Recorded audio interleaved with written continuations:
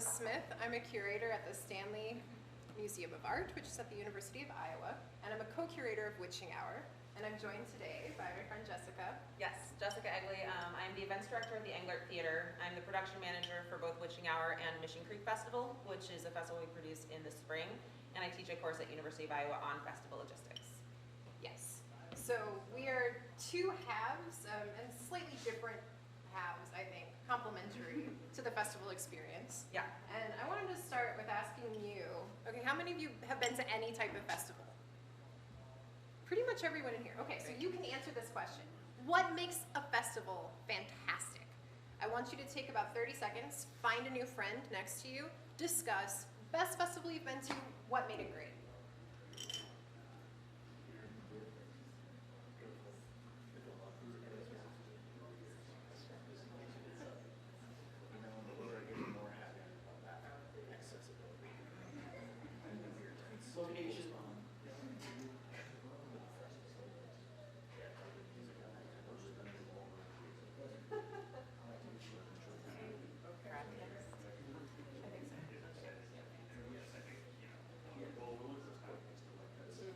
People are still talking. This is good. Lots of things make for fantastic festivals. Yep. All right. What do we have over here? What makes a festival fantastic? Bathroom accessibility. Bathrooms. Bathrooms make festivals go. Anything else from the side? I have one. Yeah. Lack of mud. Lack of mud. Sure. Yes. You've been to Bonnaroo. I've been to a few where Yeah. it's just mud. Okay. So location, a place that is comfortable physically to be in. Yeah. Is that also like an old person thing of us to care about? I don't know. Are we aging out of the mud festival phase? All right, what about over here? What makes a festival fantastic? Good shows. Good shows. What type of shows? Well, it depends on the festival. I like music. So Okay. good musical acts. What makes for a good musical act? That's a tough question. I mean, it would be bands that I like. Sure. Or new bands that I haven't heard of that maybe good sound quality would also be important. All right, so you are a sound person. Have you ever seen a band you really like, but the show is terrible? This has happened. What made that show bad? Sound. Oh, okay, so sound quality is part of it. Other folks, anything else that made a favorite band not fun to see live? They just stand still, you know. Yeah. It's up there playing, which is great, but I don't know. I mean, I'm not a Kiss fan, but they put on the greatest show ever. Right, so there's a performative quality that I think is essential to all good shows, all good presentations publicly. And I think we can all tell, even if we're not performers ourselves, when someone isn't fully engaged in that moment, being there with you.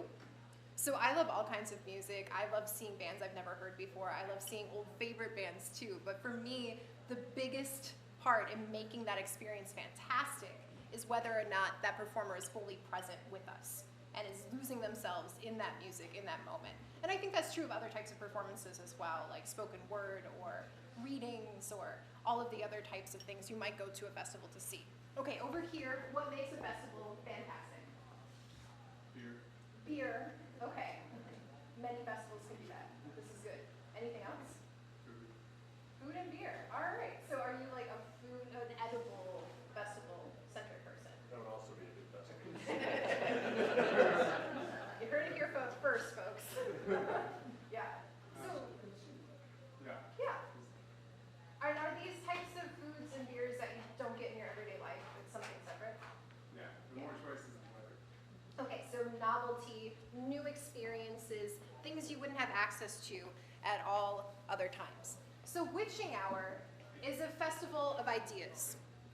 It's a festival of new experiences, new work, new partnerships. And it hits a lot of these key points. We have had food events in the past.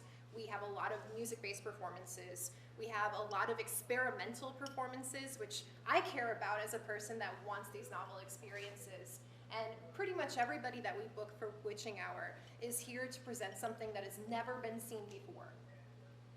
Anything to add to what Witching Hour is and does? What do you think? Well, I think what's unique about Witching Hour, many things, but it offers people the opportunity to connect with each other and discuss what they've just experienced. which might happen organically at lots of festivals, but we, I feel like, specifically and intentionally make the space for that with having lectures that have Q&A portions and venues that are participating in the festival where people can go, spaces people can go and eat and drink and talk about what they just experienced. And I lost my train of thought. No, that was Continue. beautiful. That was perfect. Okay, so getting back to this idea of location, another thing that makes Witching Hour really special is that it's within about a 4-block radius. We've expanded a little bit of that footprint this year to include other cultural partners that are really crucial to this mission of bringing new experimental ideas to the public. So we will have a performance at the new Public Space 1 on Gilbert Street, which is really exciting to me. But the locations of Witching Hour, I think, are really special in the festival world because they tend to be smaller, more intimate venues. They're places that might not always host events, so it's getting a new experience in a place you're familiar with. And anything else to add? What makes a fantastic festival on the logistical end, Jessica? So my job is to manage all of the details for every event in the festival, and that comes down to artist accommodations, staffing needs, volunteer needs, and really what I attempt to do is make the day in the life of the venue like any other day. They shouldn't know that, they should know that it's a festival, it should be exciting, but they shouldn't have to feel any higher level of stress. They shouldn't need to do any more work than any other day if I do my job properly. So that's so I'd say smooth operations is really what I can help contribute to this festival. And it should be easy for the patrons too. So like from the minute you get your ticket at the box office or your wristband to like getting into the door at any venue, knowing where you're going within the city, because we do use a lot of new venues, and if you're not that familiar with every one of them, like making sure you know how to get there and where the door is and where the bathrooms are and where you can get your drinks, like just ease of access and ease of like movement through the festival. And that goes for the artists too. Like when people come here to perform at something like this, something new, sometimes they might not even know they're coming to a festival. They're on tour and it's just like another show day for them. So making sure that they know they're at a festival that's special and that their time here is really unique and easy. They get into their hotel, no problems. They have parking, no problems. They have the food they request. They have the backline they request. That's drums and amps and like any kind of gear that they need, projection equipment. All of it's there ready for them. Thank you. So a couple of highlights from last year. This was an event that was super meta, which I loved, and I think really encapsulates some of the ideas that Witching Hour is trying to bring to the public. But this was an event where we talked about the act of curating a festival during a festival that had been curated, which was lovely. And so Simeon Talley, I bet a lot of you know him, has organized many festivals in the past. He was a really great contributor to that panel. We had Creepy Moroseness, Puddles the Clown, who is also the gentlest, kindest clown. And that was just a strange performance on a lot of levels in terms of it being kind of karaoke-esque, sort of. How would you describe Puddles?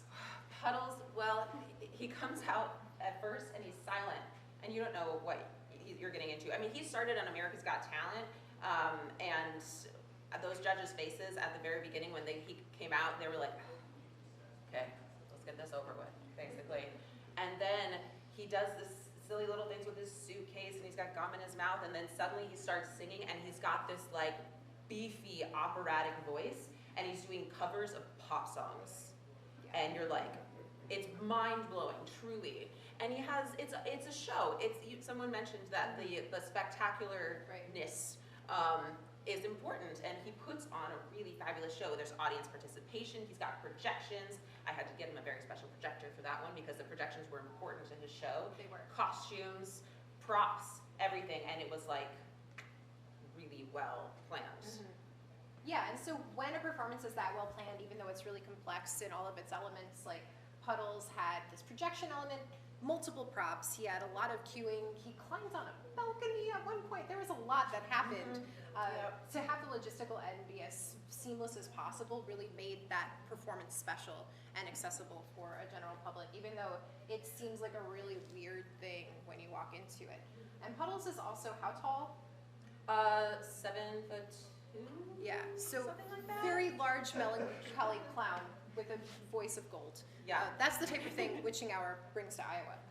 And then finally, this was an amazing performance. Oh, Jamie yeah. Branch ended out last year, and I was so as a production manager, I do not get to enjoy the performances very often because during a show, even if I go to a venue during a show, I'm looking at, is everything going properly? Are people happy? Like, are all the pieces in place? I'm looking for my staff, I'm looking for my volunteers. I'm not in the moment. But this was the last show of the festival at Gabe's. I was done. My job was done. Everything was great. And so I was able to relax and let go. And she sang an a cappella song, and all she said were, all she said were a-holes and clowns. She sang those two words, but the real word, over and over and over again, and I was weeping. How somebody can sing those words so beautifully, and I'm like weeping and having this emotional moment about it, like, that is Witching Hour. that is Witching Hour. And coming back to the idea of curating, so we've talked a lot about logistical end of things. On the curating end, we're always looking for common threads between these performances, even though they are totally different. So clowns became a common thread. And sometimes we can't even anticipate what that will actually materialize as, but our job as curators is to suss out how things might connect and those exciting spaces between the apparent connections and what can become during live performance when we have an audience there and experiencing these things that we put together lovingly in real time. So this year, this is a GIF, and I'm sorry it's not moving in the PDF, but my fantastic boss, Lauren Lessing, is going to be presenting as part of a panel about the future of the University of Iowa, and she will be joined by Daniel Clay, Bruce Harold, and Montserrat Fuentes. And so these are all heavy hitters at the university. This is a newer addition to Witching Hour this year. It's really thinking about how the university presence affects culture in this community. We all know it does. Many of us are employed either directly by the university or adjacently. We provide services. We are attending events at the university. There's a lot of overlap in the community already, but we haven't concertedly worked together in a way that I think is becoming necessary, especially in the cultural sector moving forward. So this year we have a ton of new partnerships, including university things. On my end, I'm really excited to co-present Rachel Grimes, who is the keynote performance of Witching Hour this year. Rachel's coming to us from Kentucky. She is a composer and a pianist, and she's produced this new experimental folk opera called The Way Forth, which is based on archival material in her own family. So as a historian and a super nerd, I'm very into this. And Rachel's gonna have a lot of free activities prior to the performance, including a conversation with Creative Matters that I will be moderating, and then a conversation with the Iowa Women's Archive. Have you folks heard of that before? Did you know we have this? So this is part of bringing to light some of the amazing assets of the university. The Iowa Women's Archive is a unique type of archive in that it is specifically existing to elevate and preserve the stories of women. And that's still needed, unfortunately, in an unequal society. And we have worked together with them and Annie Tunnicliffe, who is one of their archivists, to produce an adjacent exhibition to Rachel's work, so women in rural parts of the state and their cultural contributions to Iowa. And we'll be talking with Rachel about how we use archival material as a creative departure point rather than as a place for historic research and where those two things overlap. So I'm really excited about all of that. We're also working with Public Space One this year, and we are hosting an event there with Christopher McMillan, who is on faculty at the University of Iowa. He's jointly appointed in the Gender and Women and Sexuality Studies and also in dance. He'll be staging a new performance at Public Space One in their new house on Gilbert Street that relates to race issues and interpretations of the Black body in space.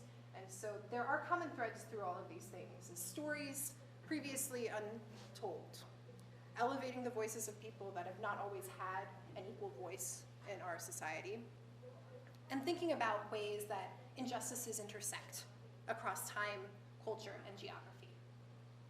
So we hope you'll come this year. And with that, do you have any questions?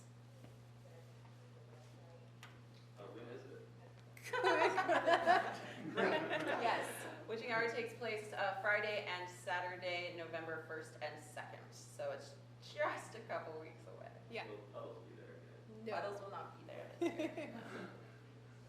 Other questions? Why won't Puddles be Is Puddle still touring? It's Like- not a serious question. Oh, I don't know.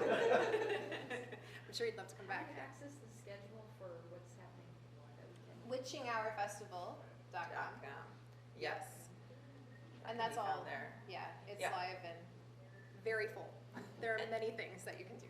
Yeah. And this is a festival co-produced by Little Village Magazine and the Englert Theater. So via either of those websites, you can also find Witching Hour pretty easily. Little Village Mag will come out with an issue that has the like a paper version of the lineup and schedule in it as well.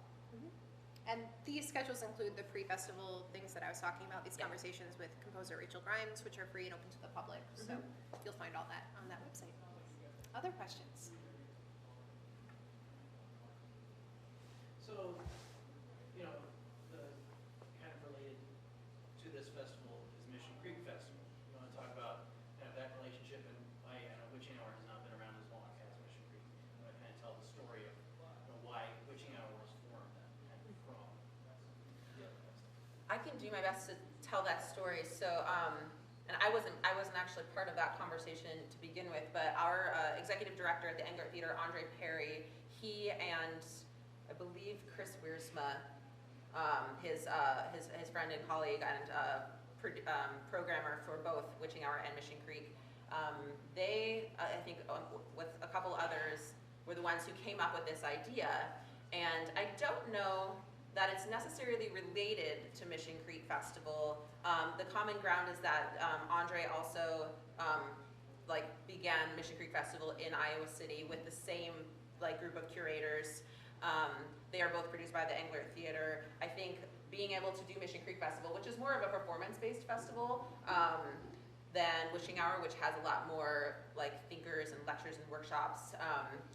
Since we figured out that we can produce a 6-day festival in 8 venues in downtown Iowa City, and we have the capacity to do that, we knew that we could do this too. So it just made it possible. So then he had the freedom to kind of run with whatever ideas. And I think the theme of Witching Hour is exploration of the unknown, discussing the creative process, and presenting new work. So we really just are really fortunate to have a platform and the talent to be able to produce whatever Andre thinks of, honestly, and his fellow curators. If that answers your question. Yeah. What's the process of a curator? All these people I've typically never heard of. What did they do to find and pick these pieces out? Cool. Yeah, so I'm a curator. This is my job. It's it's such a weird, squishy word, especially in an Instagram world where everyone is a curator. Essentially, the word derives from a word meaning to care for, to create connection. And I do that through the lens of architectural history and art history. I'm a trained art historian, but I'm also a practicing artist, and I have a terminal degree in design practice, which specifically focused on public space. So when I curate anything, I'm thinking about a constellation of space, site specificity, what can become in this particular space. I'm thinking about historical connections between creative manifestations of human thought from times past and present, and how that fits into a specific space. And I'm thinking about how that can connect to other work that's happening in a community at any given time. And not every curator works that way. So that's just from my perspective. And again, I work usually with visual art, and I'm moving more into performance-based practice now as part of what I do. But I work with a collection of physical art objects at the museum, at the Stanley. And so that's one of the constraints of the type of curating I've done. What's been totally amazing to work on with Witching Hour is thinking about how these physical objects can continue to inform how we interact with each other and the world around us.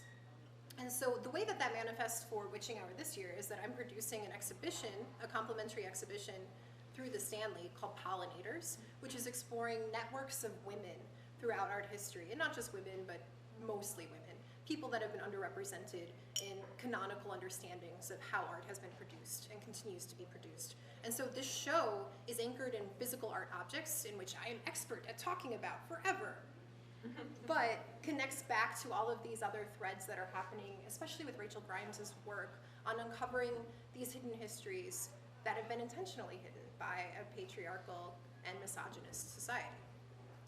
So that's how that works for me. For my co-curators, I know Chris Wiersma spends a lot of his life listening to music. He's just constantly listening, constantly listening, constantly listening. And as an art historian and artist, I am constantly looking and constantly looking and constantly looking. And we do this in a lot of different places, in a lot of different ways. But it's a lot of absorption. And then I also find that I need time to not be looking at stuff, to let it all sort of settle and things rise to the top as themes. And it's amazing to have a team where our themes that rise to the top coalesce. So does that help? Does that answer your question a little bit? Yeah, so the process looks a little different depending on the type of event or type of exhibition that I'm working towards, but that's a general overview. Yeah. Does the festival like kind of transform throughout its beginning to like right now? Like what is that kind of process journey look like? This is my first time working with Witching Hour, and I will say yes, but we knew that we wanted the centerpiece performance to be Rachel pretty early on, because this is such a monumental work that she produced, and again, it has a lot of the key elements that make me all tingly as a historian.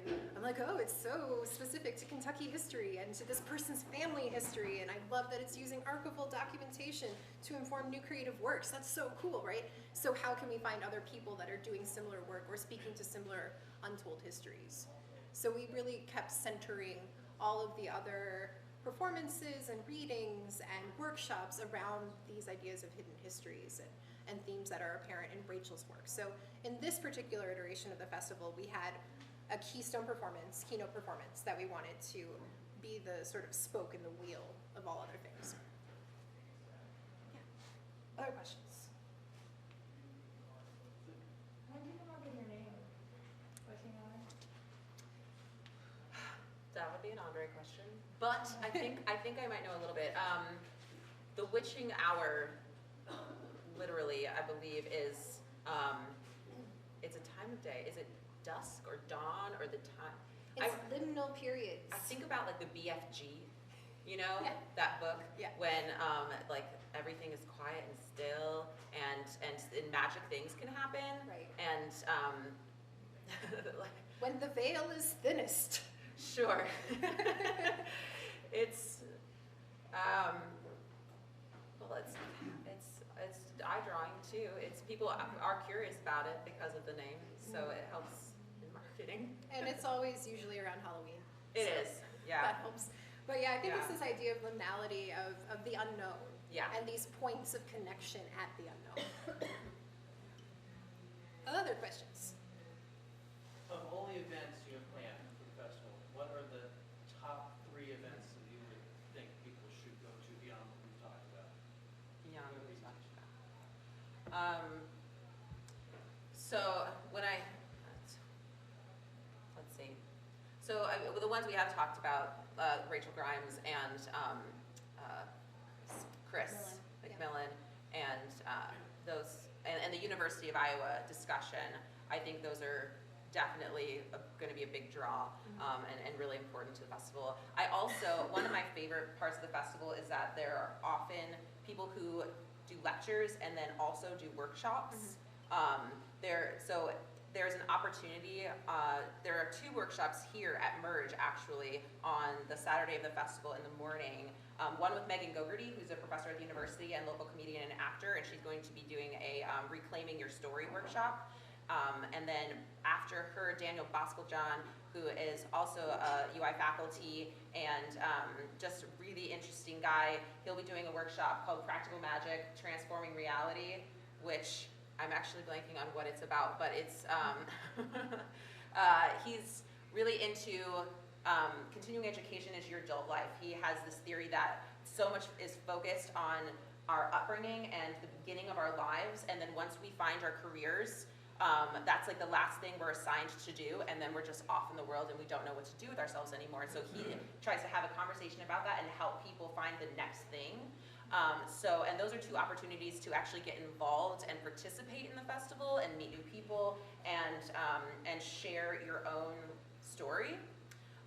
And then there's actually one more segue.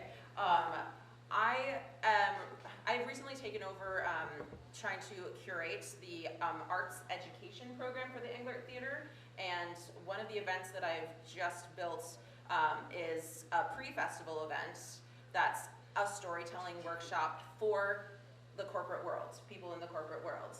And that's happening here on Thursday before the festival. Vero is actually participating. She's kicking us off. And I tried to make the workshop fit within the theme of the festival, exploration of the unknown, discussing the creative process, presenting new work. And the idea is to help people tell, have the confidence and the vocabulary to tell their story in their workplace, in their job, and find the connection between themselves and the work that they do and maybe the business they work for. So Vero, as a historian, is going to talk about how the history of place can help inform those conversations and help people discover that story. We've got ICAD's Kate Moreland is going to be running the lunch session on the importance of discovering why, the question why, that's such a buzzword right now. We've got someone called Caleb Rainey, and he works for the Englert. He is a spoken word poet, slam poet, and he teaches that a lot to kids. He's going to be running a slam poetry, spoken word portion of the workshop, and then we've also got Christy Harsgrove Moores, who's a local actress, who's going to be running an improv portion. So it's a really exciting, half day, kind of midday workshop that's here. And if you do that workshop, you get festival passes? You do. If you go to the workshop, you get passes to the festival included in the fee of the workshop. Right. So, and I've got a discount code for anybody who's interested. Yeah, yeah. So I'll speak a little bit really quick to the narrative portion, what I will be doing in that workshop. Yeah, it's called Navigating Your Narrative. Navigating your narrative, yeah. So how do you tell a story that incorporates historic elements, and how do you find a rootedness in history in the work that you do every day? And I think that is something that we all can do. And I have a history as a corporate salesperson actually before coming into the cultural sector. So I'm excited to blend these two worlds in this workshop. But you'll get a tiny little syllabus, like a half sheet, that has resources for you to keep thinking about how to do this type of research and work and connect to broader themes in history in your own practice, whatever that may be. Yeah. Other questions? All right, thank you so much for having us. Perfect. Before we stop, we have one last traditional question. What can we in the community do to help you, and how can we contact you? Oh, sure. Evangelize about how amazing Witching Hour is. Come, come to see something, experience something new. We have all kinds of ways to access the festival this year, so that's really exciting. Every event that happens at the Iowa City Public Library is free. So if you're not up for, if you're not totally sold, but you still want to get a taste of it, you can go to the library, see what's happening there without making any serious commitment. Witchinghour.com. Witchinghourfestival.com. Festival. And then to get a hold of me, Jessica at englert.org. I can probably answer more of your questions. I can hook you up with a pass. Yeah. Cool. Great. Thank you so much.